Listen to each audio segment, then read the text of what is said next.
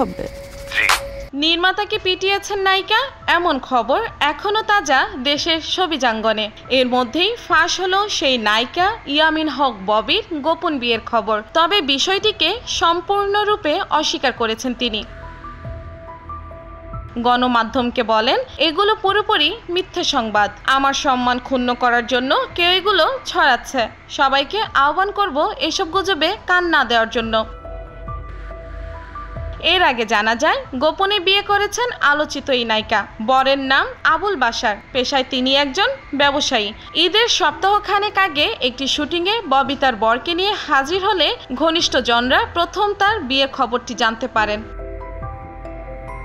Cinema সংশ্লিষ্ট অনেকে জানিয়েছেন, শুটিং স্পটে হাজির হওয়ার পর দু একজনের সঙ্গে ববি তার স্বামীকে পরিচয় করিয়ে দেন। তবে বিষয়টি যাতে বাইরে জানাজানি না হয় সেদিকেও সজাগ ছিলেন। কিন্তু শেষ পর্যন্ত গোপন কথাটি আর গোপন থাকলো না, প্রকাশ্যেই চলে এলো। প্রসঙ্গত, এবারের ঈদে দেশের প্রেক্ষাগৃহে মুক্তি পেয়েছে ববি অভিনীত সিনেমা ময়ূরাক্ষী। গোলাম রাব্বানির গল্প, চিত্রনাট্য ও সংলাপে এটি পরিচালনা করেছেন রশিদ পলাশ। এতে ববির বিপরীতে অভিনয় করেছেন সুদীপ বিশ্বাস দ্বীপ।